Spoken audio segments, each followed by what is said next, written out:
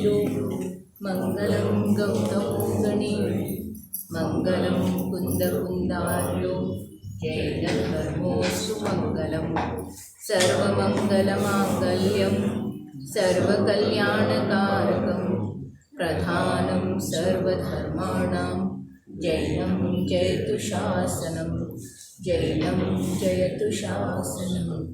नमो अरहन्ताणं नमो सिद्धाणं नमो आयर्याणं नमो भुवच्छायाणं नमो लोये सर्वसाधुनं।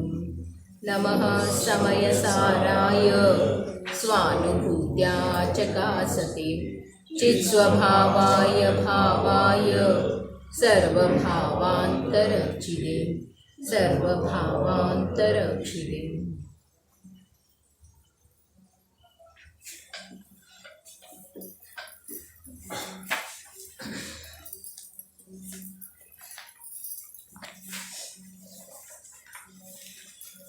ಭಾರತ ಕ್ಷೇತ್ರದ ಭಗವಾನ್ ಸ್ವರೂಪವಿರುವಂಥ ಸಮಯಸಾರ ಪರಮಾಗಮದ ಮೇಲೆ ಭಾವ ಸ್ವಭಾವ ಮತ್ತು ಕ್ಷಣಿಕ ಭಾವಗಳ ಮಧ್ಯದಲ್ಲಿರುವಂಥ ಅಂತರವನ್ನು ಛೇದಿಸುವ ಸಾಧನೆಯಲ್ಲಿ ನಿರಂತರ ಉದ್ಯಮಶೀಲರಿರುವಂಥ ಆಚಾರ್ಯ ಶ್ರೀ ಅಮೃತಚಂದ್ರ ದೇವ ಆತ್ಮಖ್ಯಾತಿ ನಾಮದ ಟೀಕೆಯನ್ನು ಸಂಸ್ಕೃತ ಭಾಷೆಯಲ್ಲಿ ರಚನೆ ಮಾಡಿದ್ದರು.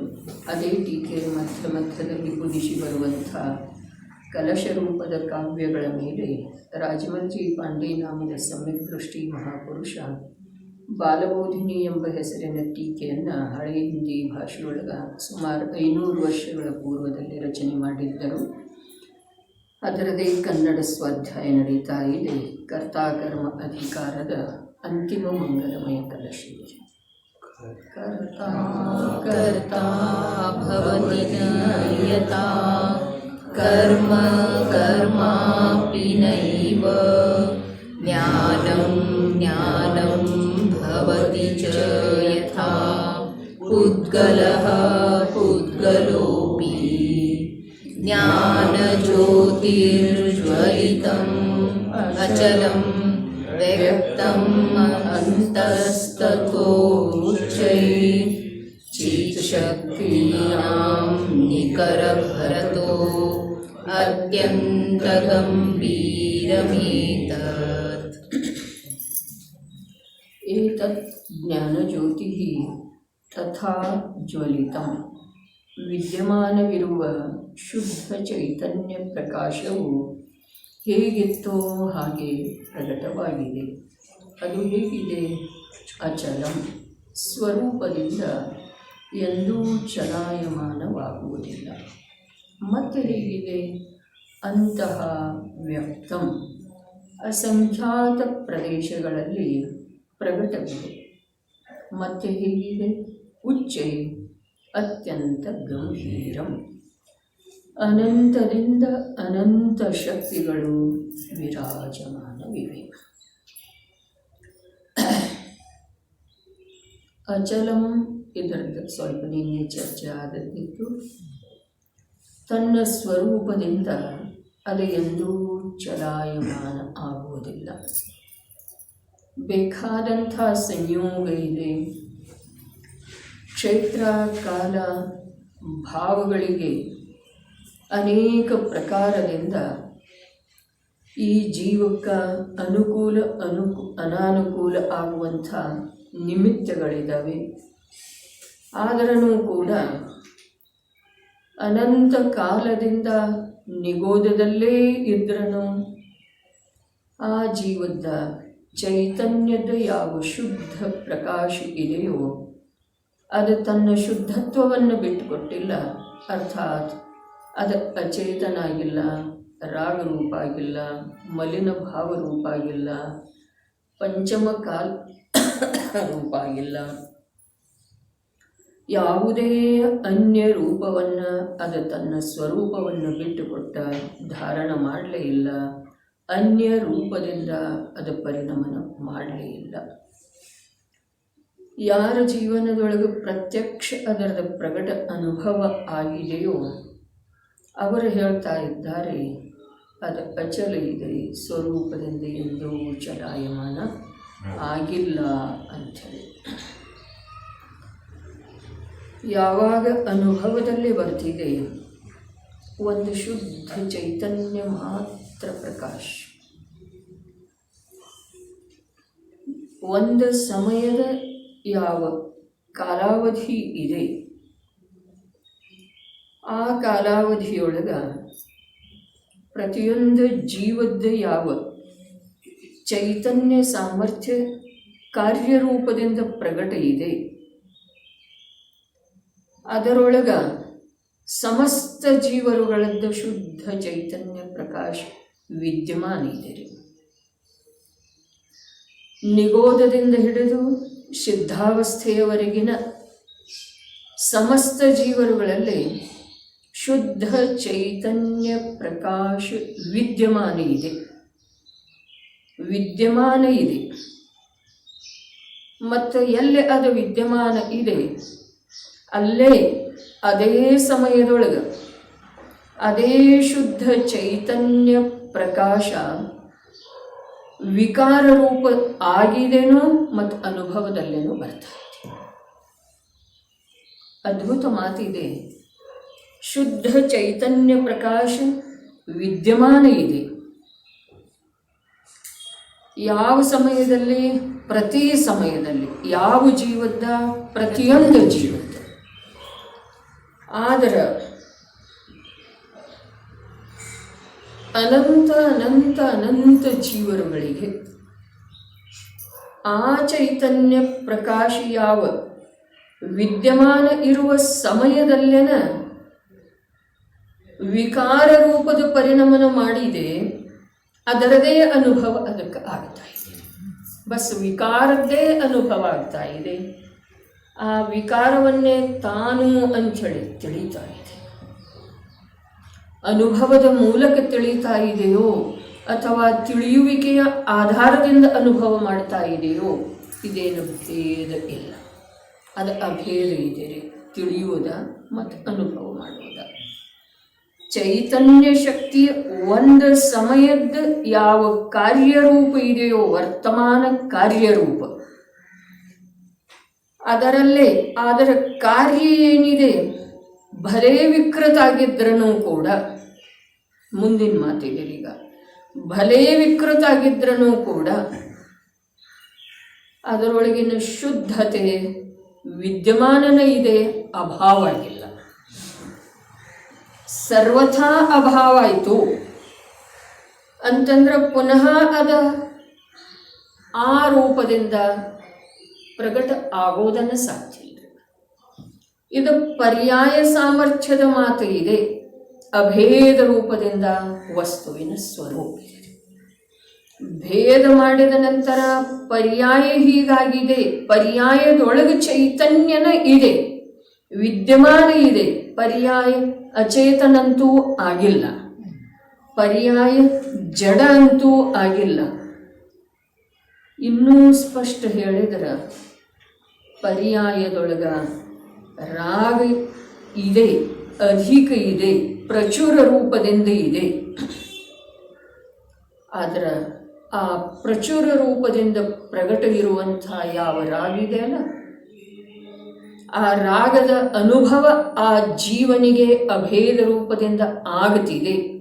ಈ ಮಾತು ಸತ್ಯ ಇದ್ರೂ ಆ ಪ್ರಚುರವಾದಂಥ ರಾಗ ವಿದ್ಯಮಾನವಿರುವಂಥ ಚೈತನ್ಯದ ಪ್ರಕಾಶವನ್ನು ಅಳಿಸಿ ಹಾಕೋದು ಅಥವಾ ನಾಶ ಮಾಡುವಂಥ ಸಾಮರ್ಥ್ಯ ಅದರಲ್ಲಿ ಇಲ್ಲ.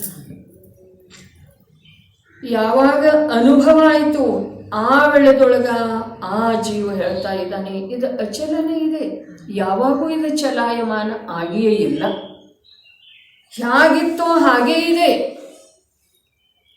ಆದ್ರೆ ನನಗೆ ಪರಪದಾರ್ಥಗಳ ಅವಸ್ಥೆಯಲ್ಲಿ ನಿರಂತರ ಆಕರ್ಷಣೆ ಇದ್ದ ಕಾರಣ ಅದರ ಅನುಭವ ಆಗಿರಲಿಲ್ಲ. ಬೇರೆ ಏನೂ ಇರಲಿಲ್ಲ. ಅದು ವಿದ್ಯಮಾನನೇ ಇದೆ, ಪ್ರಕಟನೆ ಇದೆ, ಪ್ರತಿ ಸಮಯಕ್ಕೆ ಇದೆ. ಒಂದು ವಿಭಾಗ ಹೀಗಾಗ್ತಿದೆ, ಏಕೇಂದ್ರಿಯದಿಂದ ಹಿಡಿದು ಅಸಂಜ್ಞಿ ಪಂಚೇಂದ್ರಿಯದವರೆಗೆ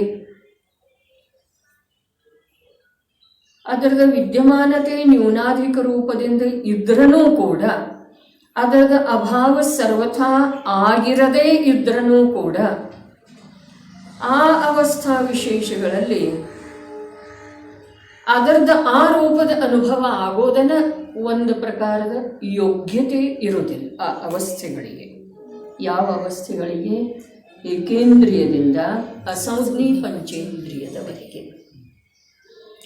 ಅಲ್ಲಿ ಆ ಶುದ್ಧ ಚೈತನ್ಯ ಪ್ರಕಾಶ ವಿದ್ಯಮಾನನೇ ಇದೆ.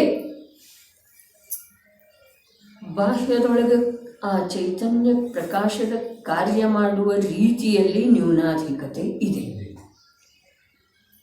ಆದರೆ ಆ ಯಾವ ವಿದ್ಯಮಾನ ಚೈತನ್ಯ ಪ್ರಕಾಶ ಇದೆಯಲ್ಲ, ಅದರದ ವಿದ್ಯಮಾನತೆಯನ್ನು ನಾಶ ಮಾಡುವಂತಹ ಸಾಮರ್ಥ್ಯ ಯಾವ ಪರ್ಯಾಯಕ್ಕೆ ಇಲ್ಲ.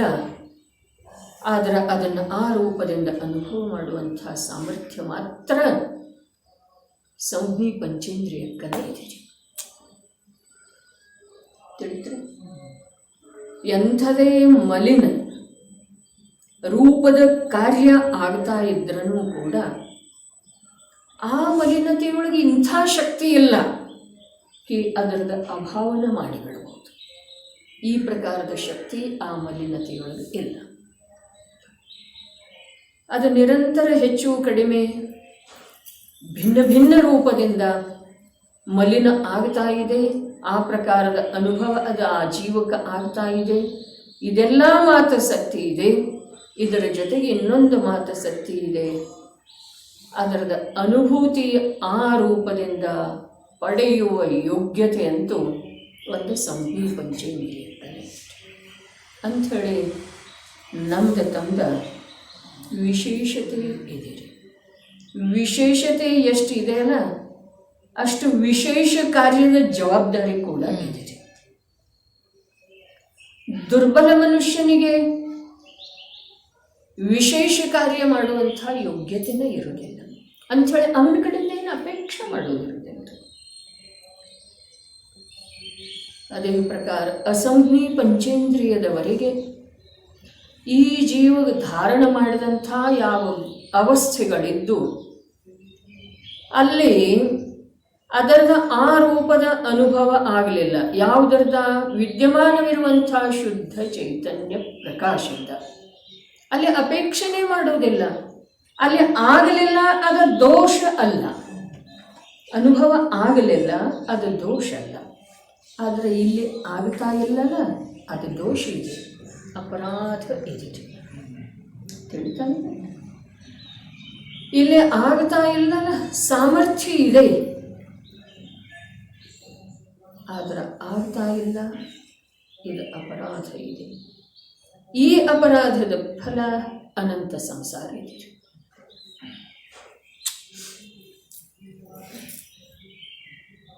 ಮಾತ ಸ್ವಲ್ಪ ಕಠಿಣ ಇದೆ ರೀ. ತನ್ನ ದೋಷವನ್ನು ಧಾರಣ ಮಾಡುವಂಥ ಎದೆಗಾರಿಕೆ ಸ್ವಲ್ಪ ಅಧಿಕ ಬೇಕು. ದೋಷದೊಳಗ ಮಲಿನ ಭಾವದೊಳಗ ಹಿರಿಮೆಯನ್ನು ಮನ್ನಿಸುವಂಥ ಅಜ್ಞಾನದ ಸಂಸ್ಕಾರ ನಮ್ಮ ತಲೆ ಮೇಲೆ ಬಹಳಷ್ಟು ಇದೆ. ಆದರೆ ವಾಸ್ತವಿಕ ಕಾರ್ಯದ ಕುರಿತಾಗಿ ನನ್ನಲ್ಲೇನೇ ದೋಷ ಸಂಭವಿಸ್ತಾ ಇದೆ, ಇದಕ್ಕೆ ಯಾವುದೂ ಅನ್ಯ ಕಾರಣ ಇಲ್ಲ. ಯಾವುದು ಅಂದರೆ ಯಾವುದು? ಯಾವುದು ಅಂದರೆ ಯಾವುದು? ಮನುಷ್ಯ ಪರ್ಯಾಯ ಇದೆ, ಜೈನ ಕುಲ ಇದೆ, ಜಿನೇಂದ್ರ ಪ್ರಭುವಿನ ವಾಣಿಯ ಸಂಯೋಗ ಇದೆ, ಮತ್ತು ಸಂಜ್ಞಿ ಪಂಚೇಂದ್ರಿಯ ಅವಸ್ಥಾ ಇದೆ. ಇಷ್ಟೆಲ್ಲ ಇರುವೆಳೆದೊಳಗೆ ಆ ಕಾರ್ಯ ನಿಂತಿರುವುದಕ್ಕೆ ಅನ್ಯ ಕಾರಣ ಯಾವುದಿದೆ ರೀ? ಅನ್ಯ ಯಾವುದೂ ಕಾರಣ ಇಲ್ಲ. ಹಾಗಾದರೆ ಯಾವ ಕಾರಣ? ತಾನು ಮಾಡ್ತಾ ಇಲ್ಲ ಅಂಥೇಳಿ ನಿಂತಿದೆ, ಅಂಥೇಳಿದ ದೋಷ ಇದೆ. ಎಲ್ಲ ಪ್ರಕಾರದ ಅನುಕೂಲತೆ ಇರುವೆಳೆದೊಳಗೂ ಕೂಡ ಇನ್ನೂ ಅನೇಕ ರೀತಿಯಿಂದ ತಿಳ್ಕೊಳ್ಳಬಹುದು. ಎಷ್ಟು ಪ್ರಕಾರದ ಅನುಕೂಲತೆ ಇದೆ ರೀ ನಮ್ಗೆ. ಆರ್ಯ ಕ್ಷೇತ್ರದೊಳಗೆ ಜನ್ಮ ಇದೆ.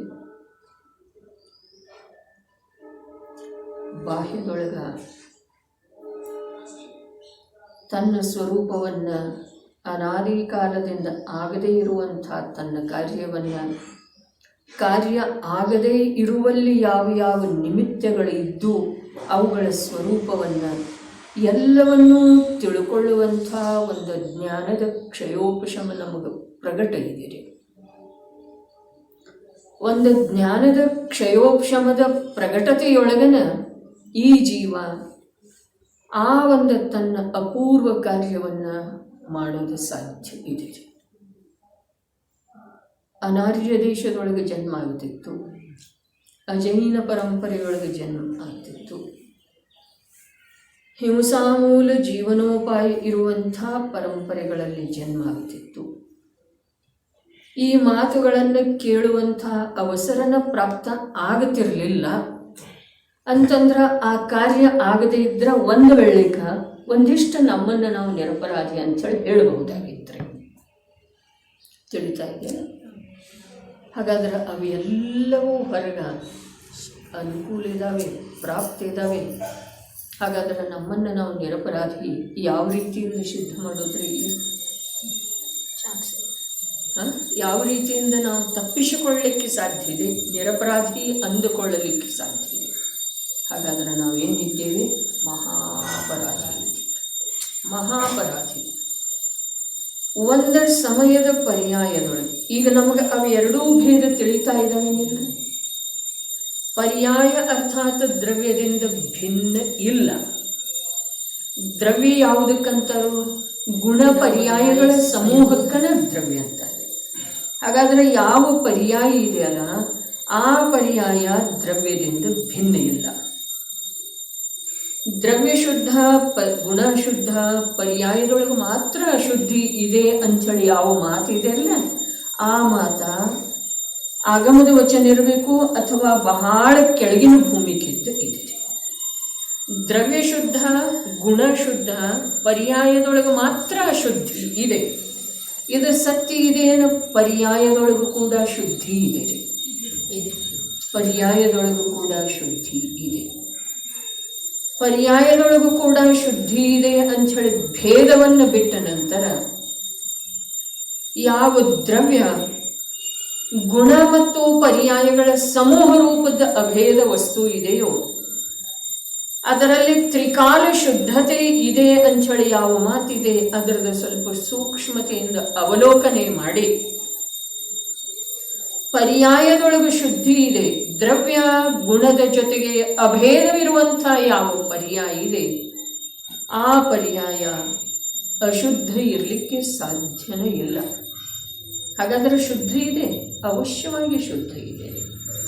ಯಾಗ ಯಾವ ಪ್ರಕಾರ ದ್ರವ್ಯ ಮತ್ತು ದ್ರವ್ಯದ ಅನಂತ ಗುಣಗಳ ಚೈತನ್ಯ ಸ್ವರೂಪಿದವೆಯೋ ಅದೇ ಪ್ರಕಾರ ಪರ್ಯಾಯ ಚೈತನ್ಯ ಸ್ವರೂಪಿ. ಇಷ್ಟೇ ಶುದ್ಧಿ, ಮತ್ತೇನಿಲ್ಲ. ಜೀವದ್ರವ್ಯ ಹೇಗಿದೆ? ಚೈತನ್ಯ ಸ್ವರೂಪಿ ಇದೆ. ಅದರ ಅನಂತ ಗುಣಗಳು ಹೇಗಿದ್ದಾವೆ? ಚೈತನ್ಯ ಸ್ವರೂಪಿ ಇದೆ. ಅದರದ ಮೂರೂ ಕಾಲದ ಪರ್ಯಾಯ ಹೇಗಿದ್ದಾವೆ? ಅವಸ್ಥೆಗಳು ಹೇಗಿದ್ದಾವೆ? ಚೈತನ್ಯ ಸ್ವರೂಪಿತ. ಏಕೇಂದ್ರಿಯದಂಥ ಅವಸ್ಥೆಯೊಳಗೂ ಕೂಡ ಪರ್ಯಾಯದೊಳಗೆ ಚೈತನ್ಯ ಸ್ವರೂಪ ವಿದ್ಯಮಾನ ಇದೆ. ಅಂಶ ರೂಪದಿಂದ ಅದರ ಕಾರ್ಯ ಮಾಡ್ತಾನೆ ಇದೆ. ಭಲೆ ಅದು ಶುದ್ಧ ಮಾಡಲಿಕ್ಕಿಲ್ಲ. ಶುದ್ಧ ಅರ್ಥಾತ್ ಚೈತನ್ಯದ ಅನುಸಾರ ಮಾಡಲಿಕ್ಕಿಲ್ಲ, ಚೈತನ್ಯ ರೂಪದಿಂದನ ಮಾಡ್ತಾ ಇದ್ದೀರಿ. ಆ ಚೈತನ್ಯದೊಳಗೆ ವಿಕೃತಿ ಇದೆ, ಈ ಮಾತು ಸತ್ಯರಿ.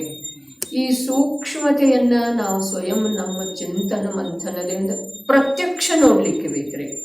ಒಂದು ಸಮಯ ಏನು ಪರ್ಯಾಯ ಇದೆ, ಒಂದು ಸಮಯದ್ದೇನು ಕಾರ್ಯ ಇದೆ, ಒಂದು ಸಮಯದ್ದೇನು ಅವಸ್ಥಾ ಇದೆ, ಒಂದು ಸಮಯದ್ದೇನು ಅನುಭವ ಶಕ್ತಿ ಪ್ರಗಟ ಇದೆ, ತಿಳಿಯುವ ಕಾರ್ಯ ಆಗೋದಿದೆ. ಅಲ್ಲಿ ಆ ತಿಳಿಯುವ ಕಾರ್ಯದ ಅನುರೂಪ ಅನುಭವ ಇಷ್ಟ ಆಗೋದು ಬಾಕಿ ಇದೆ. ತಿಳಿಯುವ ಕಾರ್ಯ ಆಗ್ತಾ ಇದೆ ಏನಿಲ್ಲ? ಆಗ್ತಾ ಇದೆ. ಹೇಗಾಗ್ತಾ ಇದೆ? ವಿಪರೀತವಾಗಿ ಆಗ್ತಾ ಇದೆ. ದೇಹವನ್ನು ನಾನು ಅಂಥೇಳಿ ತಿಳಿತಾ ಇದೆ. ಸಂಯೋಗದೊಳಗೆ ಸುಖದ ಕಲ್ಪನೆ ಮಾಡಿಕೊಂಡಿದ್ದ ಇದೆ. ಯಾವುದೇ ಪ್ರಕಾರದ ಕೆಲವು ಸಂಯೋಗಗಳನ್ನು ಅನುಕೂಲ ಅಂಥೇಳಿ ತಾನೇ ನಿರ್ಣಯ ಮಾಡಿದ್ದಿದೆ. ಯಾವುದೋ ಕೆಲವು ಸಂಯೋಗಗಳನ್ನು ಪ್ರತಿಕೂಲ ಅಂಥೇಳಿ ತಾನೇ ನಿರ್ಣಯ ಮಾಡಿದ್ದ ಇದೆ. ಇದೆಲ್ಲ ಜ್ಞಾನದ್ದನ ಕಾರ್ಯ ಇದೆ. ಎಲ್ಲ ಜ್ಞಾನದ್ದನ ಕಾರ್ಯ ಇದೆ. ಜಡ ನಿರ್ಣಯ ಮಾಡೋದು ಸಾಧ್ಯ ಇಲ್ಲ. ಇದು ಜಡ ವಸ್ತು ಇದೆ, ಈ ಜಡ ವಸ್ತು ಈ ಗ್ರಂಥ ನನಗೆ ಉಪಯೋಗ ಇಲ್ಲ ಅಂಥೇಳಿ ಅನ್ನೋದಿಲ್ರಿ. ಇದು ಪೀಠ ಅಂತಿದೆ ಅನ್ರಿ, ಇಲ್ಲ. ಈ ಗ್ರಂಥ ಇಂಥ ಪೀಠ ನನಗೆ ಬೇಡ ಅಂಥೇಳಿ ಅನ್ನೋದಿಲ್ಲ. ಇದು ಅನಾನುಕೂಲ ಇದೆ ಅನ್ನೋದಿಲ್ಲ. ಹಾಗಾದ್ರೆ ಕೆಲವು ಸಂಯೋಗಿ ಪದಾರ್ಥಗಳನ್ನು ಯಾವುದೋ ಒಂದು ಕಾಲದಲ್ಲಿ ಅಥವಾ ಕೆಲವು ಕಾಲದಲ್ಲಿ ಅನುಕೂಲ ಅಂಥೇಳಿ ತಿಳಿತಾ ಇರೋದು ಯಾವುದ? ಜ್ಞಾನ. ಪ್ರತಿಕೂಲ ಅಂಥೇಳಿ ತಿಳಿತಾ ಇರೋದು ಯಾವುದ? ಜ್ಞಾನ. ಹಾಗಾದ್ರೆ ಆ ಪ್ರತಿಕೂಲ ಮತ್ತು ಅನುಕೂಲ ಅಂಥೇಳಿ ಯಾವಾಗ ಯಾವ ರೂಪದಿಂದ ತಿಳಿಯುವಂಥ ಕಾರ್ಯ ಆ ಜ್ಞಾನ ಮಾಡ್ತಿದೆಯೋ ಆ ಸಮಯದೊಳಗ ಆ ಜ್ಞಾನಕ್ಕೆ ಆ ತಿಳಿಯುವ ರೂಪದ ಅನುಭೂತಿ ಆಗ್ತಿದೆ. ಹೌದೇನಿಲ್ರಿ? ಆ ತಿಳಿಯುವ ರೂಪದ ಯಾವ ಪ್ರಕಾರ ತಿಳಿದಿದೆಯಲ್ಲ ಆ ಪ್ರಕಾರ. ಪ್ರತಿಕೂಲ ಅಂಥೇಳಿ ವಸ್ತು ಪ್ರತಿಕೂಲ ಇಲ್ಲ. ವಸ್ತುವಿನೊಳಗೆ ಯಾವುದೇ ವಸ್ತುವಿನೊಳಗೆ ಅನುಕೂಲ ಅಥವಾ ಪ್ರತಿಕೂಲವೆಂಬ ಸ್ವಭಾವನೆ ಇಲ್ಲ, ವಿಭಾಗ ಆಗೋದು ಸಾಧ್ಯನೇ ಇಲ್ಲ. ಹಾಗಾದರೆ ಈ ಜ್ಞಾನನ ಹಾಗೆ ತಿಳಿದಿದೆ ಅಂದಮೇಲೆ ಹೇಗೆ ತಿಳಿದಿದೆಯೋ ಹಾಗೆ ಅದಕ್ಕೆ ಅನುಭವ ಆಗ್ತಿದೆ. ಹಾಗಾದರೆ ಏನು ತಿಳಿಬೇಕದ? ಅದ ಸಂಯೋಗವನ್ನು ಬಸ್ ಸಂಯೋಗ ಅಂಥೇಳಿ ತಿಳಿಬೇಕು. ದೇಹವನ್ನು ಬಸ್ ದೇಹ ಅಂಥೇಳಿ ತಿಳಿಬೇಕು. ಅದರೊಳಗೆ ಅನುಕೂಲ ಪ್ರತಿಕೂಲ ಇರುವುದಿಲ್ಲರಿ. ಯಾವುದೇ ಸಂಯೋಗದೊಳಗೆ, ಯಾವುದೇ ದೇಹದೊಳಗೆ, ಯಾವುದೇ ದೇಹರೂಪ ಅವಸ್ಥೆಯೊಳಗೆ ಅನುಕೂಲ ಅಥವಾ ಪ್ರತಿಕೂಲ ಇಲ್ಲವೇ ಇಲ್ಲ. ಹಾಗಾದ್ರೆ ಅದನ್ನು ತಿಳಿಯುವಂಥ ಉತ್ಕೃಷ್ಟ ಕಾರ್ಯ ಯಾರು ಮಾಡ್ತಾ ಇದ್ದಾರೆ? ಜ್ಞಾನ ಮಾಡ್ತಾ ಇದ್ದಾರೆ. ಹಾಗಾದ್ರೆ ಆ ಉತ್ಕೃಷ್ಟ ಕಾರ್ಯ, ಆ ಜ್ಞಾನಕ್ಕೆ ನಿಜವಾಗಿ ಲಾಭದಾಯಕ ಇರೋದು ಅಥವಾ ಹಾನಿಕಾರಕ ಯಾವುದೇ ಹಾಗಿಲ್ಲ ಹಾಗೆ ತಿಳಿತಾ ಇದೆಯಲ್ಲ, ಅದರೊಳಗೆ ಸ್ವಭಾವನೆ ಇಲ್ಲ ಅನುಕೂಲ ಅಥವಾ ಪ್ರತಿಕೂಲ. ದೇಹ ಮಾತ್ರ ಇದೆಯೋ ಅಥವಾ ದೇಹ ಸುಂದರ ಅಸುಂದರ ಇದೆ? ತಾವು ಹೇಳಿ. ದೇಹ ಮಾತ್ರ ಇದೆಯೋ ಸಬಲ ನಿರ್ಬಲ ಇದೀರಿ? ದೇಹ ಮಾತ್ರ ಇದೆಯೋ ರೋಗಿ ನಿರೋಗಿ ಇದೀರಿ? ಸುಂದರ ಅಸುಂದರ ಇಲ್ಲ, ರೋಗಿ ನಿರೋಗಿ ಇಲ್ಲ, ಸಬಲ ನಿರ್ಬಲ ಇಲ್ಲ, ಸುಂದರ ಅಸುಂದರ ಇಲ್ಲ. ಹಾಗಾದರೆ ನಾವು ಆ ದೇಹದ ಜೊತೆಗೆ ಇವುಗಳನ್ನು ಏಕ ಮಾಡಿನ ತಿಳಿತಾ ಇದ್ದೇವೋ ಅಥವಾ ಭಿನ್ನಿಟ್ಟು ತಿಳಿತಾ ಇದ್ದೇವೆ? ಏಕ ಮಾಡಿನ ಅನುಭವ ಯಾವುದರದ್ದಾಗೋದ? ಆ ವಿಪರೀತತೆಯಿಂದ ಆಗೋದು. ಸುಂದರತೆಯದ್ದಲ್ಲ, ಜ್ಞಾನದ ವಿಕೃತಿದ್ದ. ದೇಹ ಸುಂದರ ಇದೆ ಅನ್ನೋದು ಜ್ಞಾನದ ವಿಕೃತಿ ಇದೆ. ಹಾಗಾದರೆ ವಿಕೃತ ಜ್ಞಾನದ ಅನುಭವ ಶಾಂತಿಮಯ ಆಗೋದೇನು ದುಃಖಮಯ ಆಗುತ್ತೆ? ಧನದಿಂದ ಲಾಭ ಇದೆ, ಪ್ರಶಂಸಾತ್ಮಕ ಶಬ್ದದಿಂದ ಲಾಭ ಇದೆ, ನಿಂದಾತ್ಮಕ ಶಬ್ದದಿಂದ ಹಾನಿ ಇದೆ, ದೇಹದ ನಿಶಕ್ತಿಯಿಂದ ನನ್ನ ಅವಮಾನ ಇದೆ. ಈ ಪ್ರಕಾರ ಎಲ್ಲ ಯಾರು ತಿಳಿದಾರೆ? ಜ್ಞಾನ. ಹಾಗಾದ್ರೆ ಆ ತಿಳಿಯುವಿಕೆ ಅವನದೇ ಆದಂಥ ನಿಧಿ ಇದೆಯೋ ಅಥವಾ ವಸ್ತುವಿನ ಕಾರಣದಿಂದ ಬಂದದ್ದಿದೆ? ವಿಚಾರ ಮಾಡು. ಕರ್ಮ ವಿಚಾರ ಇಟ್ಕೊಂಡು ಹೇಳಿದ್ರಲ್ಲ, ಹೋಲ್ತೀನಿ ಅದೇ ಪಾಪ ಕರ್ಮ ಏನು ಮಾಡೈತಿ? ಯಾವಾಗ ಏನು ಮಾಡೈತ್ರಿ? ಸಮಯ ಸಾರದೊಳಗೆ ಎಷ್ಟು ಸುಂದರ ಸುಂದರ ಸುಂದರವಾದಂತಹ ಗಾಥೆಗಳು. ಗೋಡೆ ಬೇರೆ ಇದೆ, ಸುಣ್ಣ ಬೇರೆ ಇದೆ. ಬಹಳ ಅದ್ಭುತ ಮಾತ್ರ. ಪ್ರತಿಯೊಂದು ಗಾಥೆಯೊಳಗ ಭೇದ ಜ್ಞಾನ, ಭೇದ ಜ್ಞಾನ, ಭೇದ ಜ್ಞಾನ. ಆದ್ರೆ ನೋಡುವಂಥ ದೃಷ್ಟಿ ನಮ್ಮಲ್ಲಿ ಪ್ರಗಟ ಆಗಲಿಲ್ಲ. ಯಾಕೆ ಅಂತಂದ್ರೆ ನಮ್ಗೆ ಇನ್ನೂ ಅದು ಬೇಕು ಅನ್ನಿಸ್ತಾ ಇಲ್ಲ, ಬೇಕನ್ನಿಸ್ತಾ ಇಲ್ಲ. ನೋಡಿ ಬಬಿತಾ, ಯಾರೂ ಇಲ್ಲ ಆದರೆ ಬೇಕನ್ನಿಸಿದ ನಂತರ ಎಷ್ಟೋ ನಿಶಕ್ತಿ ಇದ್ದರೆ ಎದ್ದು ಒಂದು ಗ್ಲಾಸ್ ಹಾಲರೆ ಬಿಸಿ ಮಾಡಿ ಕುಡಿತಿದ್ದೀರಿ. ಅಥವಾ ಇಲ್ರಿ? ಕುಡಿತೇನೆ. ಆಗೋದಿಲ್ಲ 1 ತಾಸು ಅನ್ಬೋದು, 2 ತಾಸು ಅನ್ಬೋದು, 4 ತಾಸು ಅನ್ಬೋದು. ಆಮೇಲೆ ಹೇಗೋ ಎದ್ದು ನಿಲ್ಲುವ ಸಾಮರ್ಥ್ಯ ಇಲ್ಲ, ಆದ್ರೂ ಸರ್ಕೊಂತ ಹೋಗಿ ಮಾಡಬಹುದ್ರೆ. ಹಾಗೆ ಯಾವಾಗ ಇದು ಅವಶ್ಯಕ ಅನ್ನಿಸ್ತಿದೆಯಲ್ಲ ಆವಾಗ ಇಲ್ಲಿ ಕಾರ್ಯ ಆಗುವುದಿಲ್ಲ. ನಮ್ಗೆ ಅವಶ್ಯಕ ಅನಿಸಿಲ್ಲ. ಸ್ಪಷ್ಟ ಹೇಳಬೇಕಾಯ್ತು, ಸ್ವಲ್ಪ ನಮಗೆ ತಿಳಿಯುವಂಥ ಭಾಷೆ ಒಳಗೆ ಹೇಳಬೇಕಾಯ್ತು ಅಂತಂದರೆ ಇದೆಲ್ಲ ಫ್ಯಾಷನ್ ಆಗಿ ಉಳಿದೈತ್ರಿ. ನಾಟಕ, ಧರ್ಮ ಮಾಡುವುದು, ಓದುವುದು, ಪಾಠ ಮಾಡುವುದು ವಿಜಯಭಾಯಿ ಕಠಿಣ ಅನ್ನಿಸ್ತಿದ್ದೀರಿ. ಇದ್ಯಾವ ಫ್ಯಾಷನ್ನ? ನಮಗೆಷ್ಟು ರುಚಿ ಅನ್ನಿಸ್ತಿದ್ದೀರ? ಅರೆ, ನಿನಗೆ ರುಚಿ ಅನ್ನಿಸಿದ್ರೆ ಆ ರುಚಿಯ ಅನುಸಾರ ನಿನಗೆ ಅಂತರ್ಮುಖ ಪ್ರವೃತ್ತಿ ಯಾಕೆ ಆಗ್ತಾ ಇಲ್ಲ? ಬಾಹ್ಯದೊಳಗಿನ ಪದಾರ್ಥಗಳಲ್ಲಿ ಇಷ್ಟಾನಿಷ್ಟ ಬುದ್ಧಿ ಯಾಕೆ ಅಳಿಸಿ ಹೋಗ್ತಾ ಇಲ್ಲ? ಅನುಕೂಲ ಪ್ರತಿಕೂಲ ಅಂಥೇಳಿ ಯಾಕೆ ಕಾಣಿಸ್ತಾ ಇದೆ ನಿನಗೆ? ದೇಹ ಇದೆ, ಸಂಯೋಗ ಇದೆ, ಕರ್ಮ ಇದೆ, ರಾಗ ಇದೆ. ಅಲ್ಲೇನ ಸುಣ್ಣ ಗೋಡಿ ಎಷ್ಟು ಬರ್ತಿದೆ? ಆ ಶುಭ್ರತೆ ಯಾರ್ದಿದೆ? ಸುಮ್ಮನೆ ಇದನ್ನೆಲ್ಲ ಅನುಕೂಲ ಪ್ರತಿಕೂಲ ಅಂಥೇಳಿ ತಿಳಿಯುವಂಥ ಕಾರ್ಯ ಯಾರ್ದಿದೆ? ಕರ್ಮ ನನಗೆ ಅನುಕೂಲ ಅಥವಾ ಪ್ರತಿಕೂಲ ಮಾಡಲಿಲ್ಲ. ಸಂಯೋಗ ನನಗೆ ಉಪಯೋಗಿ ಅಥವಾ ಅನುಪಯೋಗಿ ನಿರುಪಯೋಗಿ ಆಗುವ ಹಾಗೆ ಅದರದ ಸ್ವರೂಪ ಇಲ್ಲ. ದೇಹದ ಸುಂದರತೆ ನನಗೆ ಅಭಿಮಾನ ಮಾಡುವ ಸಲುವಾಗಿ ಯಾವ ಪ್ರಕಾರದಿಂದ ಪ್ರಚೋದನೆ ನೀಡಿಲ್ಲ. ದೇಹದ ಕುರೂಪತೆ ನನ್ನನ್ನು ದುಃಖಿ ಮಾಡುವ ಸಲುವಾಗಿ ಯಾವ ಪ್ರಕಾರದಿಂದ ಅದು ನನ್ನ ಮೇಲೆ ಒತ್ತಾಯಪೂರ್ವಕವಾಗಿ ಯಾವ ಕಾರ್ಯ ಮಾಡಿಲ್ಲ. ಎಲ್ಲ ಮಾಡ್ತಾ ಇರೋದು ಯಾರು? ಅದು ನನಗೆ ತಿಳಿದು ಬರಬೇಕು. ಯಾವುದರಿಂದ ಮಾಡ್ತಾ ಇದ್ದೇನೆ ನಾನು? ನನ್ನ ಚೈತನ್ಯ ಸಾಮರ್ಥ್ಯ.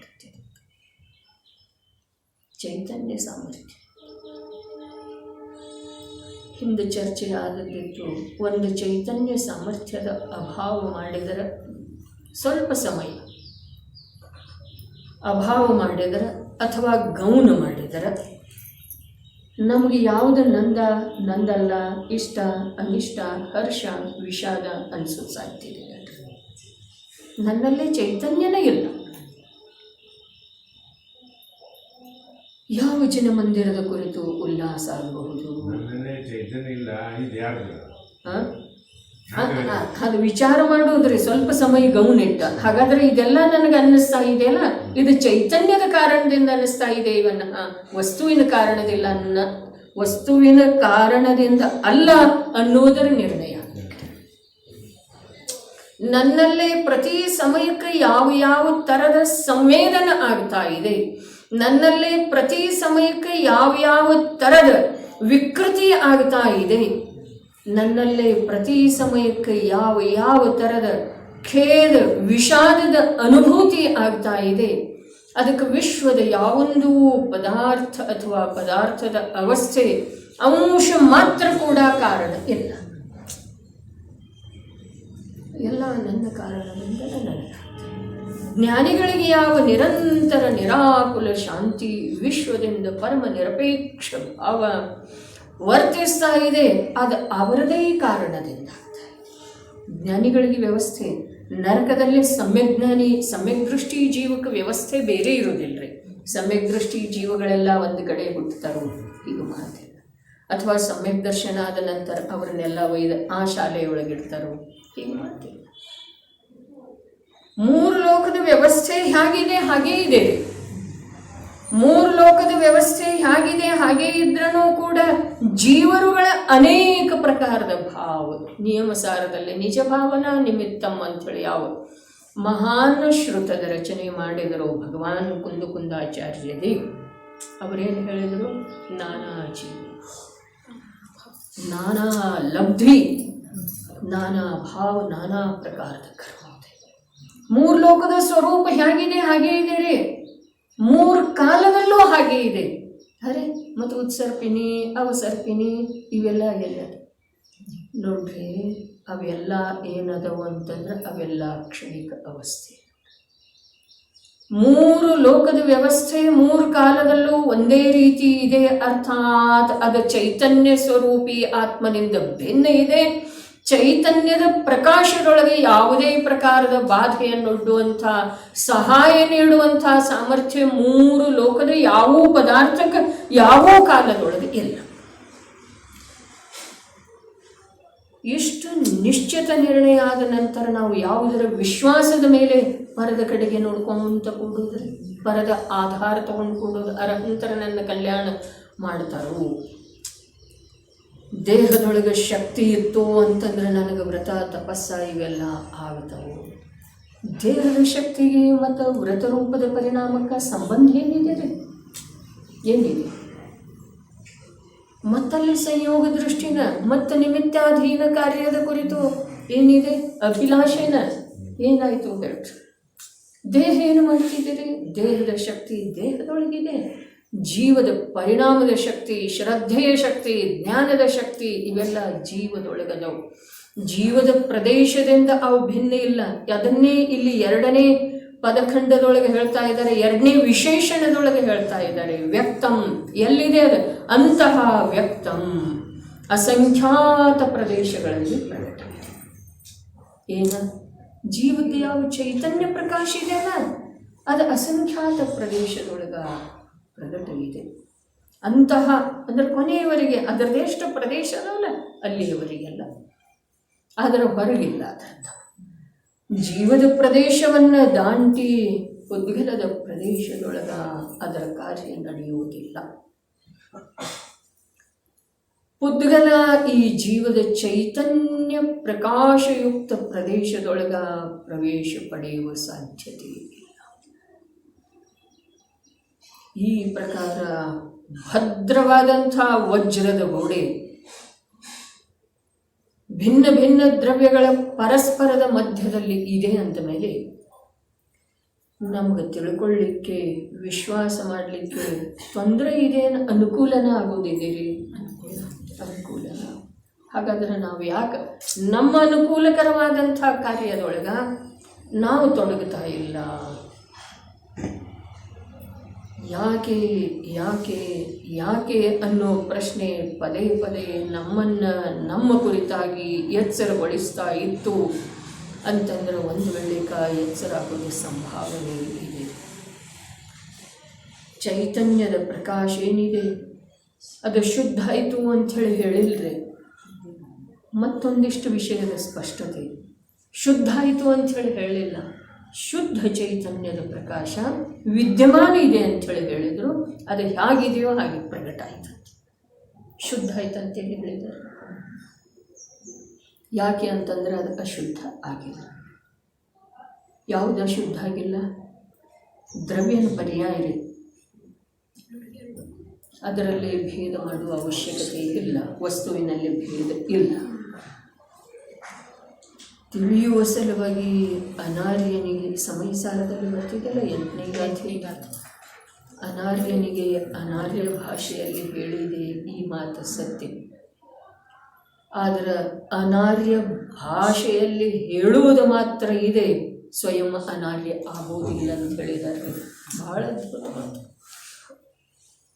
ಸ್ವಯಂ ಅನಾರ್ಯ ಆಗುವುದಿಲ್ಲ ಅರ್ಥಾತ್ ವ್ಯವಹಾರಿ ಆಗುವುದಿಲ್ಲ. ಅನಾರ್ಯ ಯಾವುದು? ವ್ಯವಹಾರ. ದ್ರವ್ಯ ಮತ್ತು ಪರ್ಯಾಯದ ಜೀವದರ್ಶ 8ನೇ ಗಾಥೆಯೊಳಗೆ ಹೇಳಬೇಕಾದ್ರೆ 7ನೇ ಗಾಥೆ ಏನು ಬಂದಿತ್ತು? ಜೀವದರ್ಶನ ಸ್ವರೂಪ, ಚಾರಿತ್ರ ಸ್ವರೂಪ ಅಂತ ಹೇಳಿದ್ರು. ಇದೆಲ್ಲ ವ್ಯವಹಾರದಿಂದ ಐತಿ, ಅದರ ಇಲ್ಲ. ಹಾಗಾದ್ರೆ ವ್ಯವಹಾರ ಅದು ಅಸತ್ಯಿತ್ತು ಅಂತಂದ್ರೆ ವ್ಯವಹಾರ ಬೇಕನೇ ಯಾಕಾಗಿತ್ತು ಅಂಥೇಳಿನೂ ಪ್ರಶ್ನೆ ಕೇಳ್ತಾರೆ. ಒಂದು ಸಮಯ ಸಾರ ತಗೊಂಡ್ರೆ ನನ್ನ ಅನಂತ ಅನಂತ ಪ್ರಶ್ನೆಗಳಿಗೆ ಉತ್ತರ ಸಿಕ್ಕಿದ್ದೀರಿ. ಆದರೆ ನಮ್ಮಲ್ಲಿ ಪ್ರಶ್ನೆನೇ ಇಲ್ಲ. ನಮ್ಮಲ್ಲಿ ಪ್ರಶ್ನೆ ಇಲ್ಲ. ಇದು ಹೀಗ್ಯಾಕಾಯ್ತು ಅನ್ನೋ ಪ್ರಶ್ನೆ ಇದೆ ರೀ.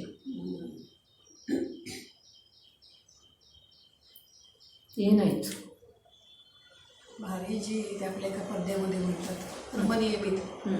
यह जीव पर्याय में चाहे जितना उछलने दो, लेकिन अपनी सीमा ಉಚ್ಚಲ್ಕರ ತನ್ನ ಸೀಮಾ ಬಿಟ್ಟು ಎಲ್ಲಿ ಹೊರಗೆ ಹೋಗೋದು ಸಾಧ್ಯ ಇಲ್ಲ ಅಂತ ಹೇಳಿ ಸೀಮಂತರ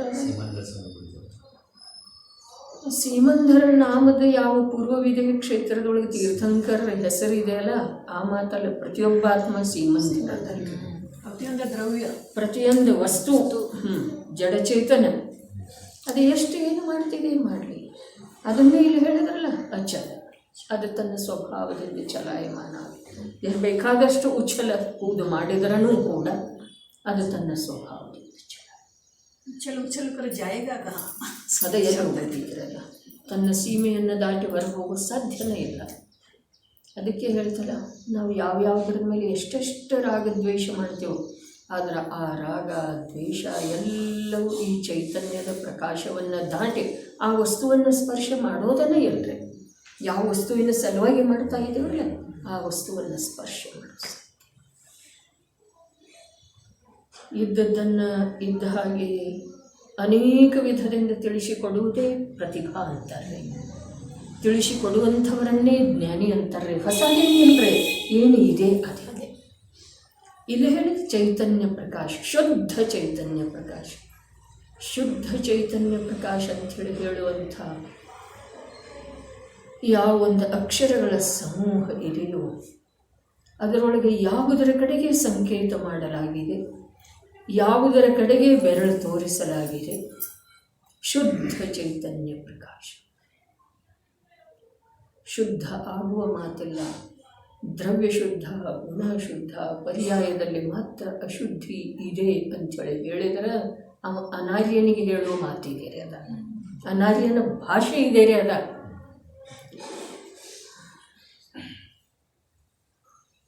ನಾವು ಅನಾರ್ಯ ಇದ್ದೇವೆ, ಈ ಮಾತು ಸತ್ಯ. ಅದನ್ನು ತಿಳಿದ ನಂತರ ಅನಾರ್ಯತೆ ಬಿಟ್ಟು ಹೋಗೋದಿದೆ ರೀ. ವ್ಯವಹಾರದ ಪಕ್ಷ ಏನಿದೆಯೋ, ವ್ಯವಹಾರವನ್ನೇ ತಿಳಿಯುವಂಥ ಜೀವರುಗಳಿಗೆ ವ್ಯವಹಾರದ ಪಕ್ಷದಿಂದ ಹೇಳಿದರೆ ವ್ಯವಹಾರದ ಅವಲಂಬನೆ ಬಹಳಷ್ಟು ಮಾಡಲಾಗಿದೆ. ಹಸ್ತಾವಲಂಬನವೆಂದು ತಿಳಿದು ಜಯಚಂದ್ ಚಾವ್ಡಾ ಹೇಳ್ತಾರೆ, ವ್ಯವಹಾರವನ್ನು ಹಸ್ತಾವಲಂಬನ ಅಂತ ಹೇಳಿ ತಿಳಿದ ಜಿನಾಗಮದಲ್ಲಿ ಅದರದ್ದು ಬಹಳಷ್ಟು ಉಪಯೋಗ ಮಾಡಲ್ಲ. ಆದರೆ ವ್ಯವಹಾರವನ್ನೇ ಈ ಜೀವ ತಿಳಿತಾನೆ ಅಂಥೇಳಿ ವ್ಯವಹಾರದ ಭಾಷೆಯೊಳಗೆ ಹೇಳಿದ್ದಾರೆ. ಆದರೆ ವ್ಯವಹಾರವನ್ನೇ ಇವು ಮತ್ತ ತನ್ನ ಕಲ್ಯಾಣದ ಮಾರ್ಗ ಅಂಥೇಳಿ ತಿಳಿದ ಅಂತಂದ್ರೆ ಲಾಭ ಯಾರ್ದ, ಅವನಿಗೆ ಉಪದೇಶ ಇಲ್ಲ ಅಂಥೇಳಿ ಅಲ್ಲಿ ಹೋಗಿ ಹೇಳಿದ್ರಿ. ಎಲ್ಲಿ? ಪುರುಷಾರ್ಥ ದೇಶನ ನಾಸ್ತಿ. ವ್ಯವಹಾರವನ್ನೇ ಅವ ಯಥಾರ್ಥ ಸತ್ಯಾರ್ಥ ಅಂಥೇಳಿ ತಿಳಿತಿದ್ದ ಅಂತಂದ್ರೆ ಅವನಿಗೆ ಉಪದೇಶ ಇಲ್ಲ. ಹಾಗಾದ್ರೆ ನಾವು ಅನಾರ್ಯನೂ ಉಳಿಲಿಲ್ಲರಿ ಅಲ್ಲಿ. ಏನಾದೇವು? ಶುದ್ಧ ಚೈತನ್ಯ ಪ್ರಕಾಶ ವಿದ್ಯಮಾನವಿದೆ. ಆ ವಿದ್ಯಮಾನವಿರುವಂಥ ಶುದ್ಧ ಚೈತನ್ಯ ಪ್ರಕಾಶ ಹಾಗಿತ್ತೋ ಹಾಗೆ ಪ್ರಕಟ ಆಯಿತು. ನನ್ನಲ್ಲಿ ಶುದ್ಧಿಯ ಪ್ರಕಟತೆ ಆಯಿತು, ಆದರೆ ಶುದ್ಧಿಯ ಉತ್ಪತ್ತಿ ಆಗಲಿಲ್ಲ. ಶುದ್ಧಿ ಇದೆ. ಎಲ್ಲಿದೆ? ನನ್ನಲ್ಲೇ ಇದೆ. ದ್ರವ್ಯದೊಳಗೇನು ಪರ್ಯಾಯದೊಳಗ? ದ್ರವ್ಯ ಪರ್ಯಾಯ ಭೇದ ಇಲ್ಲ. ಕಥನದ ಸಲುವಾಗಿ ಹೇಳಿದ್ರೂ ಕೂಡ ನೋಡ್ರಿ, ಸಕ್ಕರೆ ರೂಪದ ವಸ್ತುವಿನಿಂದ ಸಿಹಿಯನ್ನು ಏನು ಮಾಡಿದ್ರೆ ಬೇರೆ ಮಾಡುವ ಸಾಧ್ಯತೆ ಇದೆ ರೀ. ಸಕ್ಕರೆಯ ಜೊತೆಗೆ ಯಾವಾಗಲೂ ಅಭೇದವಾಗಿ ಇರುವಂಥದ್ದು ಯಾವುದಿದೆ ಅದುವೇ ಆ ಸಿಹಿ ಸ್ವಭಾವ. ಹಾಗಾದ್ರೆ ಆ ಸಿಹಿ ಸ್ವಭಾವ, ಸಕ್ಕರೆದ ಶುದ್ಧ ಸ್ವಭಾವ ಇದೆ, ಅಶುದ್ಧ ಸ್ವಭಾವ ಇದೆ.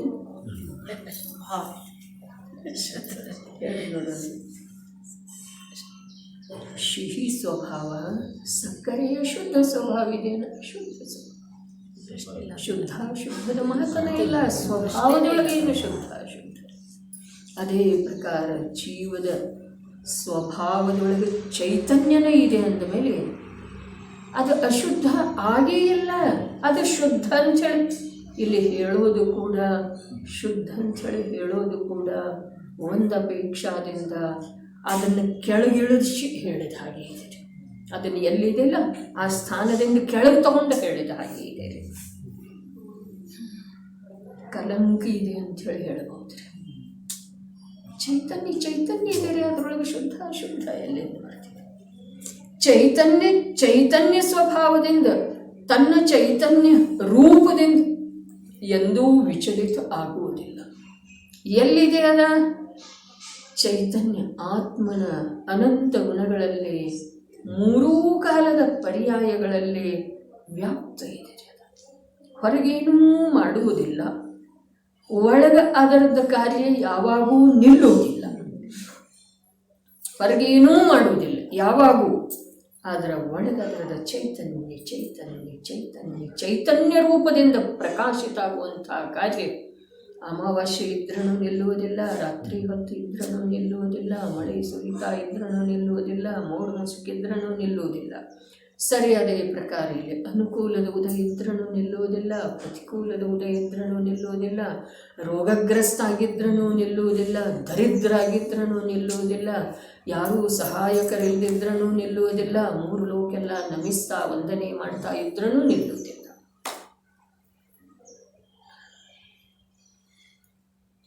ನಿಂದಿಸಲಿ ಅಥವಾ ವಂದಿಸಲಿ, ಅದು ಕಾರ್ಯ ತನ್ನ ಪಾಡಿಗೆ ತಾ ಮಾಡ್ತಾ ಇರ್ತಿದೆ. ಅದಕ್ಕೆ ನಿಂದಿಸುವವರಿಂದನೂ ಯಾವ ಪ್ರಕಾರದ ಬಾಧೆ ಇಲ್ಲ, ವಂದಿಸುವವರಿಂದನೂ ಯಾವ ಪ್ರಕಾರದ ಲಾಭ ಅಂಥೇಳಿ ಅಂಥ ವಸ್ತು ಸ್ವರೂಪವನ್ನು ನಂಬಿ ಅದರಲ್ಲೇ ಯಾರು ಒಂದಾಗಿ ಅದರಲ್ಲೇ ಯಾರು ಪರಿತೃಪ್ತಿಯನ್ನು ಪಡೆದಿದ್ದಾರೋ, ಅದರಲ್ಲೇ ಯಾವ ನಿರಂತರ ಶಾಂತಿಯ ಅನುಭವ ಮಾಡ್ತಾ ಇದ್ದಾರೋ, ಅವರಿಗೆ ಬಾಹ್ಯದೊಳಗ ಯಾರ ನಿಂದೆ, ಪ್ರಶಂಸೆ, ನಮಸ್ಕಾರ ಇದಾವುದರದ್ದು ಅಭಿಲಾಷೆ ಇಲ್ಲ. ಸಿದ್ಧರನ್ನು ಬೈಯೋರು ಯಾರು ಅದಾರೋ ಅಥವಾ ಇಲ್ಲರಿ? ಅರ್ಹಂತರನ್ನು ಬೈಯುವಂಥವ್ರು ಯಾರು ಇದ್ದಾರೋ ಅಥವಾ ಇಲ್ಲ? ಮುನಿರಾಜರ ಮೇಲೆ ಉಪಸರ್ಗ ಮಾಡುವಂಥವ್ರು ಅನೇಕ ಪ್ರಕಾರದಿಂದ, ಉದ್ದಾಯನ ರಾಜನ ಕಥೆ ಬರ್ತಿದೆಯಲ್ಲ, ನಿರ್ವಿಚಿಕಿತ್ಸಾ ಅಂಗದ್ದರೆ ಅಲ್ಲಿ ಅವನು ದೇವ ಮುನಿ ಅವಸ್ಥೆಯನ್ನು ಧಾರಣ ಮಾಡಿ ಬಂದಿರ್ತಾನಲ್ಲ, ಅವನಿಗೆ ಜನರು ಯಾವ್ಯಾವ ಪ್ರಕಾರ ಮಾತಾಡ್ತಾರೆ. ಹಾಗಾದರೆ ಯಥಾರ್ಥ ಅವನು ವೇಷಧಾರಣ ಮಾಡಿ ಬಂದಿದ್ದ, ದೇವ ಇದ್ದ ಅಂಥೇಳಿ ಮಾತಾಡಿದರು, ಅಥವಾ ಜಿನ ಮುನಿಗೆ ಮಾತಾಡುವಂಥವ್ರು ಲೋಕದೊಳಗೆ ಯಾವ ಕಾಲದೊಳಗೂ ಅದಾರ. 100 ಪ್ರಭೆಯೊಳಗೆ ಮಾತು ಬರ್ತಿದೆ. 84 ವರ್ಷದ ದೀರ್ಘ ಮುನಿ ಜೀವನದೊಳಗ ಎಷ್ಟು ದುಷ್ಟ ಜನರಿಂದ, ದುಷ್ಟ ಶ್ವಾಪದಗಳಿಂದ ಎಷ್ಟು ಪ್ರಕಾರದ ತೊಂದರೆ ಆಗಿದ್ದಿರಬಹುದು. ವಿಚಾರ ಮಾಡುವ ಮಾತಿದೆ. ಹಾಗಾದ್ರೆ ಅದು ತೊಂದರೆ ಅಂಥೇಳಿ ಅವರು ಸ್ವೀಕಾರ ಮಾಡಲೇ ಇಲ್ಲ. ಮತ್ತು ಯಾವಾಗ ಆಚಾರ್ಯ ಪದ ಬಂತು ಅಥವಾ ಯಾವಾಗ ಸಾಕ್ಷಾತ್ ಸಮವಸರಣದೊಳಗೆ ಹೋದರು, ಆ ಸಮವಸರಣದೊಳಗೆ ಒಂದು ದಿವಸ ಬರೀ ಈ ಭರತ ಕ್ಷೇತ್ರದ ಮಹಾಮುನಿಯ ಸಲುವಾಗಿನ ಯಾವ ನಿರೂಪಣೆ ದಿವ್ಯಧ್ವನಿಯೊಳಗೆ ಬಂತು, ಅಲ್ಲಿಯ ಗಣಧರರ ಅದನ್ನು ವಿಶದವಾಗಿ ತಿಳಿಸಿಕೊಟ್ರು. ಆ ವೇಳೆದೊಳಗೆ ಅವರಿಗೇನು ಹರ್ಷ ಆಯ್ತು ರೀ? ಆಯ್ತು, ಜಿನಮುನಿಯ ಸ್ವರೂಪಿಯಾಗಿದೆ, ಅರ್ಥಾತ್ ನನ್ನ ಗುರುವಿನ ಸ್ವರೂಪಿಯಾಗಿದೆ. ಹಾಗಾದರೆ ಆ ಗುರುವಿನ ಹಾಗೆನ ನನಗಾಗೋದಿದೆಯೋ, ಅಥವಾ ಯಾರ ಸ್ವಾಧ್ಯಾಯ ಕೂಡ ಮಾಡಿಲ್ಲ, ಯಾರಿಗೆ ಜನಶಾಸನದ ಸಂಯೋಗ ಇಲ್ಲ, ಜಿನೇಂದ್ರ ಪ್ರಭುವಿನ ಕುರಿತು ಜೀವನದಲ್ಲಿ ಮಹಿಮೆ ಇಲ್ಲ, ಅಂಥವರನ್ನು ಸಂತುಷ್ಟಪಡಿಸುವ ಸಲುವಾಗಿ, ಅಂಥವ್ರ ಜೊತೆಗೆ ಕೂಡಿ ಬಾಳುವ ಸಲುವಾಗಿ ನಾನು ಪ್ರಯತ್ನ ಮಾಡೋದ್ರೆ ಏನು ಮಾಡೋದು? ನನ್ನ ಗುರುವಿನ ಮಹಿಮಾ ನನಗೆ ಬರಬೇಕೋ, ಅಥವಾ ನನ್ನ ಜೀವನ ನನಗಿಂತ ಕೆಳಗಿರುವವರನ್ನು ಸಂತುಷ್ಟಪಡಿಸುವ ಸಲುವಾಗಿ ವ್ಯತೀತ ಆಗಬೇಕು? ಏನಾಗ್ತಾ ಇದೆ ಈಗ? ಕಾರ್ಯ ಮಾಡಬಾರ್ದು ಹೀಗೆ ಮಾತಿಲ್ರಿ. ಭೂಮಿಕೆಗೆ ಅನುಸಾರವಾಗಿ ಕರ್ತವ್ಯ ಮಾಡದೇ ಹೋದ್ರೆ ಅಲ್ಲಿಯೂ ಅವಮಾನ, ನಿಂದೆ, ಧರ್ಮದ್ದನ ಆಗ್ತಿದೆ. ತಿಳಿದ್ರೆ ಭೂಮಿಕೆಗೆ ಅನುಸಾರವಾಗಿ ಕರ್ತವ್ಯವನ್ನು ಯೋಗ್ಯ ರೀತಿಯಿಂದ ಮಾಡ್ತಾ ಇರೋ ವೇಳೆದೊಳಗೂ ಕೂಡ ನನಗೆ ಯಾವ ಕಡೆ ಓಡ ಇರಬೇಕು, ನನ್ನ ಗುರು ಹೇಳಿದ ಮಾರ್ಗದ ಕಡೆ, ನನ್ನ ಗುರು ಸಾಗಿದ ಮಾರ್ಗದ ಕಡೆ, ನನ್ನ ಗುರು ಯಾವ ಪ್ರಕಾರದ ಜೀವನವನ್ನು ಜೀವಿಸಿದರೋ ಆ ಪ್ರಕಾರದ ಅಂತ ಜೀವನದ ಚೈತನ್ಯಮಯ ಜೀವನದ ಕಡೆಗೆ ಅಭಿರುಚಿ ಇರೋದು, ಅಥವಾ ಯಾರ ಕ್ಷಣಿಕ ರೂಪದಿಂದ ನನ್ನವರಂಥೇಳಿ ಅನ್ನಿಸ್ತಾರೋ, ಅನುಕೂಲವಾಗಿ ಕಂಡು ಬರ್ತಾರೋ ಅವರನ್ನು ಸಂತುಷ್ಟಪಡಿಸುವ ಸಲುವಾಗಿ, ಅವರನ್ನು ಸುಖಿ ಮಾಡುವ ಸಲುವಾಗಿ ನಾನು ನನ್ನ ಜೀವನದ ಅಮೂಲ್ಯವಾದಂಥ ಸಮಯವನ್ನು ತೆಗೆದು ಬಿಡುವುದ ಚಂದನದ ಹಾಗೆ ಯೋಚನೆ ಮಾಡುತ್ತಾರೆ. ಯಾವಾಗಲೂ ಇದು ದ್ವಿವಿಧದ ಸಂಸಾರಿ ಜೀವಕ್ಕಾಗಿದ್ದೇ ಇರೋದನ ಮತ್ತು ಇದರೊಳಗೆ ಸಮಯಕ್ಕೆ ಯಶಸ್ವಿ ಯಾವ ಆಗ್ತಾನೋ ಅವನದೇ ಈ ಸಂಸಾರ ಮಾರ್ಗ ಬಿಟ್ಟು ಹೋಗಿ ಯಾವ ರತ್ನತ್ರಯವಾದಂಥ ನಿರಾಕುಲ ನಿಯಮದಿಂದ ಮೋಕ್ಷವನ್ನು ತಲುಪಿಸಿಯೇ ಬಿಡುತ್ತಿದೆ ಅಂಥ ನೈರ್ಗ್ರಂಥ್ಯ ಜಿನದೀಕ್ಷಾ ಮುನಿದೀಕ್ಷಾ ಸಾಧಕ ಅವಸ್ಥೆ ಬರಲಿಕ್ಕೆ ಸಾಧ್ಯವಿದೆ. ಈಗ ಮೊದಲು ಇಲ್ಲಿ ಮಿಥ್ಯಾತ್ವದ ಭೂಮಿಕೆಯಿಂದ ಹಿಡಿದು 5ನೇ ಗುಣಸ್ಥಾನದ ಅಂತಿಮ ಸಮಯದವರೆಗೆ 7ನೇ ಗುಣಸ್ಥಾನ ಯೋಗ್ಯ ಪುರುಷಾರ್ಥ ಎಲ್ಲಿಯವರೆಗೆ ಆಗುವುದಿಲ್ಲ ಅಲ್ಲಿಯವರೆಗೆ ಇದು ದ್ವಿವಿಧತಾ ಇರೋದು. ಇದನ್ನು ಎರಡೂ ಇರೋ, ನಮ್ಮ ಎದುರಿಗೆ ಎರಡೂ ಇರೋ. ಆದರೆ ಯಾವುದನ್ನು ಹಿಡಿಯೋದು? ಮಿಥ್ಯಾತ್ವದ ಅವಸ್ಥೆಯೊಳಗೂ ಕೂಡ ನಮಗೆ ಹಿಡಿಬೇಕಾಗಿದೆ ಏನ? ಶುದ್ಧ ಚೈತನ್ಯವನ್ನು, ಚೈತನ್ಯದ ಅಶುದ್ಧತೆಯನ್ನಲ್ಲ. ಇಲ್ಲಿ ಭೇದಜ್ಞಾನ ಮೊದಲು.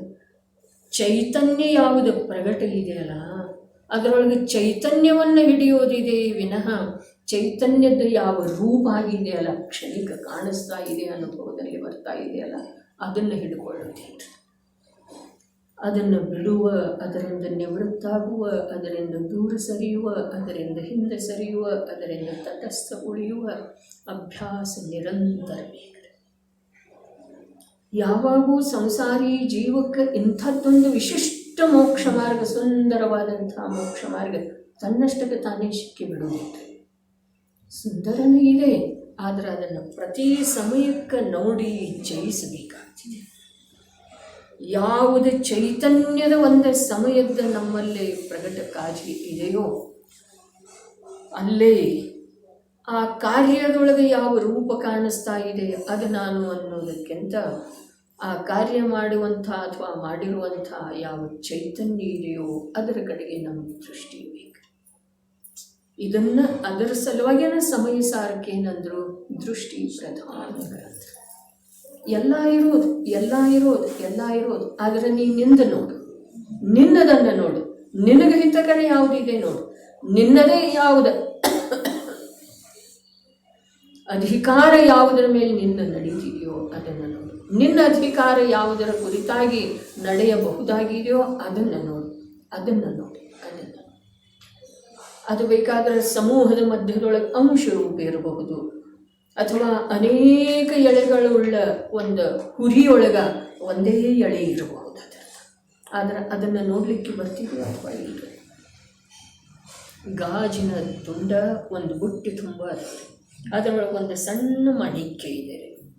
ಅದನ್ನು ರತ್ನ ಪರೀಕ್ಷಕ ಅದನ್ನೇ ನೋಡ್ತಾನೋ ಅಥವಾ ಇಲ್ಲ. ದಾರ ಪೌಣಿಸುವ ಮಾತು ಹೇಳಿದ್ದಿತ್ತು, ಏನೆಲ್ಲ ಇದೆ ಅದರ ಲಕ್ಷ್ಯ ನಮ್ಮದು ಎಲ್ಲಿ ಬೇಕಲ್ಲಿ. ಆ ದಾರ, ಆ ಸೂಜಿಯ ಯಾವ ಒಂದು ಛಿದ್ರ ಇದೆಯೋ ಆ ಛಿದ್ರದೊಳಗೆ ಪ್ರವೇಶ ಮಾಡುವುದರ ಕಡೆಗೆ ದೃಷ್ಟಿಗೆ ಸೂಕ್ಷ್ಮತೆ ಮತ್ತು ಏಕಾಗ್ರತೆ. ಹೀಗೆ ಇರೋದು ಸಂಸಾರದೊಳಗೆ ಬೇರೆ ಏನೂ ಇರೋದಿಲ್ಲ, ಹೀಗೆ ಇರೋದು. ಒಮ್ಮೆ ಅನೇಕ ಪದಾರ್ಥಗಳ ಮಾಲೀಕಾಗುವುದ, ಒಮ್ಮೆ ಪದಾರ್ಥದ ಸಲುವಾಗಿ ಬಾಯಿ ಬಿಡುವುದ. ಆದರೆ ಆ ಮಾಲೀಕಾಗಿರುವ ವೇಳೆದೊಳಗನೂ ಪದಾರ್ಥದ ದೃಷ್ಟಿಯಿಂದ ದುಃಖನೇ ಇದೆ, ಮತ್ತು ಆ ಪದಾರ್ಥದ ಅವಶ್ಯಕತೆಯಿಂದ ಅದರ ಕಡೆ ಉದ್ಯಮ ಮಾಡುವಂಥವನಿಗೂ ಪದಾರ್ಥದ ದೃಷ್ಟಿಯಿಂದ ದುಃಖನೇ ಇದೆ. ಇದೇನಿಲ್ಲ, ಯಾರಿಗೆ ಆಹಾರ ಇಲ್ಲ ಅವರಿಗೂ ದುಃಖನೇ ಇದೆ, ಯಾರಿಗೆ ನಾನಾ ಪ್ರಕಾರದ ಆಹಾರ ಇದೆ ಅವರಿಗೂ ದುಃಖ.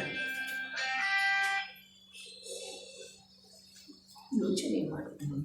ಅದಕ್ಕೆ ಇಂಥದೇ ಅವಸ್ಥೆಯೊಳಗೆ ಇಂಥ ಒಂದು ಉತ್ಕೃಷ್ಟವಾದಂಥ ವಸ್ತು ನಮಗೆ ಸಿಕ್ಕಿದೆ ಅಲ್ಲ, ಇದರೊಳಗೆ ನನ್ನನ್ನು ನಾನು ಕಂಡುಕೊಳ್ಳುವ, ನಾನು ಎಲ್ಲಿದ್ದೆ, ನಾನು ಕಳೆದು ಹೋಗ್ತಾ ಇದ್ದೇನಲ್ಲ ಪ್ರತಿ ಸಮಯಕ್ಕೆ ಅಂಥ ನನ್ನನ್ನು ನಾನು ಹಿಡಿದುಕೊಳ್ಳುವ, ತಡೆದು ನಿಲ್ಲಿಸುವ, ಅವನನ್ನು ವಿಚಾರಿಸುವ, ಅವನಿಗೆ ಉತ್ತರಿಸುವ, ಅವನಿಂದ ಉತ್ತರ ಪಡೆಯುವ ಕಾರ್ಯ ನಮ್ಮಲ್ಲೇ ನಡೆಯಲಿ.